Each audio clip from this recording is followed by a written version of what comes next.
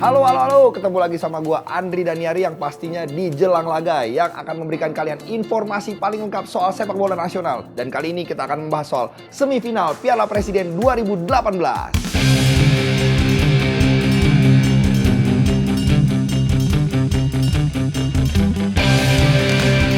Oke, kita langsung aja masuk ke prediksi semifinal 2018 nih. Jadi pertandingan pertama ada antara Persija Jakarta melawan PSMS Medan. Oke, untuk semifinal antara Persija melawan PSMS ada beberapa perubahan nih. Satu yaitu perubahan jadwal karena Persija akan bermain di Piala AFC. Lalu soal venue nih, venue juga bergeser tidak home and away karena kedua tim stadionnya tidak siap. Jadi kedua pertandingan akan bermain di Stadion Manahan Solo. Oke, kita akan membahas head to head lini per lini nih ya.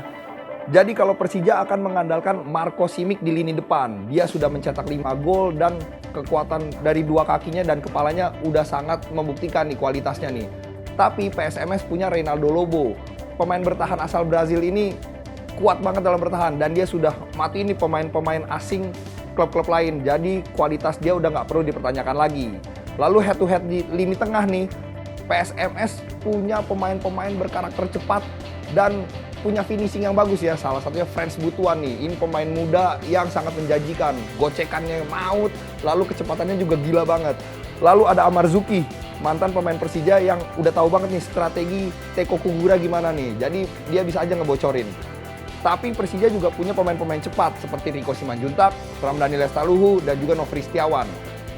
Dan juga ada Sandi Sute yang bakal menjadi tukang jagal di lini tengah nih. Jadi pemain-pemain PSMS pasti nggak bakal dibiarin bermain bebas ya gitu. Jadi pasti dia bakal ngejegal abis di lini tengah. Head to head di lini depan juga sangat mematikan nih untuk PSMS. Satne Urikop, abis itu Antonio Putro punya kecepatan yang bisa membuat repot lini pertahanan Persija. Serangan balik Janur ini bener-bener memukau selama Piala Presiden 2018. Apakah pertahanan Persija siap untuk menghadapinya? Ya mungkin aja, tapi ingat Persija itu diisi sama pemain-pemain yang udah agak tua. Ismet Sofyan, lalu Maman Abdurrahman. Jadi ini nih ya bisa perang antara pemain muda dan pemain tua nih di lini belakang dan lini depan di PSMS. Lalu salah satu sektor juga yang gak berlewatin adalah penjaga gawang ya. Persija diperkuat sama kiper terbaik Liga 1 musim lalu yaitu Andri Tani Ardiansah. Sementara PSMS Medan diperkuat oleh Abdul Rohim atau Super Rohim yang tampil memukau di perempat final kemarin. Bikin Persebaya kocar-kacir dan bikin Persebaya stres abis. Jadi kiper sama kiper ini bener-bener jadi pertahanan yang bakal seru untuk dinantikan nih penampilan mereka. Lalu prediksinya bagaimana nih? Kalau misalnya PSMS emang berstatus sebagai tim promosi ya, tapi ingat tim-tim besar udah berhasil mereka kalahkan. Dan juga mental tandang mereka udah dibuktikan nih. Jadi main di depan pendukung-pendukung lawan yang banyak, mereka nggak ngaruh. Mereka tetap bermental kuat. Sementara Persija ada kekurangannya. Kenapa? Marco Simic kabarnya tidak fit. Dia kemarin berlatih cuma 30 menit. Jadi ini sangat ya bisa buat lini depan Persija sedikit berkurang kualitasnya. Di leg pertama kemungkinan Persija bisa unggul ya. Karena ya mereka tidak harus memikirkan rotasi jelang Piala AFC. Tapi di leg kedua nanti kemungkinan besar PSMS bisa bangkit dan balik unggul. Jadi kalau untuk prediksi FIFA kemungkinan PSMS nih, malahan PSMS yang bisa melaju ke final dengan kemungkinan 5-5-4-5 untuk PSMS Medan. Oke, sekarang kita masuk ke pertandingan kedua semifinal Piala Presiden 2018, yaitu antara Sriwijaya FC melawan Bali United.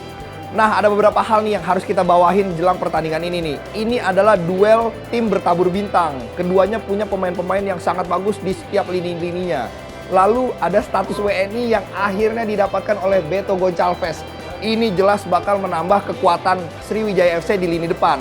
Dan ada kabar buruk juga untuk Bali United. Kenapa? Karena Irfan Bahdim masih belum bisa tampil di pertandingan ini. Jadi ya kekuatannya juga masih harus digantikan oleh pemain-pemain lain. Oke, kita masuk head to head lini per lini nih ya. Untuk lini depan Bali United yang diisi Ilyas Pasojevic, ini udah terbukti menjadi tim dengan produktivitas tertinggi. Mereka berhasil mencetak 16 gol sejauh ini. Jadi kualitasnya nggak perlu dipertanyakan lagi. Tapi lini belakang Sriwijaya FC juga saat ini mencatatkan tim paling sedikit kebobolan. Mereka baru 2 kali kebobolan aja sejauh ini. Jadi Bali United harus waspada betul kalau mereka tidak mau terjegal di pertandingan nanti. Lalu kita membahas head to head di lini tengah. ini adalah kekuatan para bintang berkumpul ya. Kedua klub ini sama-sama mengandalkan lini tengahnya. Sriwijaya FC punya pemain kayak Makan Konate, Adam Alis, dan Yu Hyun Ko. Sementara kalau untuk Bali United punya Nick van de Velden, lalu Stefano Lillipali, dan juga Fadil Sausu. Dengan tipikal permainan seperti ini, Bali United dan Sriwijaya FC pasti bakal menyerang betul pada pertandingan-pertandingan nanti. Jadi ini bakal bentrok di lini tengah nih. Nah, lalu head to head nih depan Sriwijaya FC. Dengan sudah dapat status WNI-nya Beto, jadi Sriwijaya FC bisa lebih leluasa untuk nurunin pemain-pemain asingnya seperti Esteban Vizcara dan Manuker Zalilov. Dia ini udah membuktikan kualitasnya si Zalilov ini nih, pemain timnas Tajikistan ini.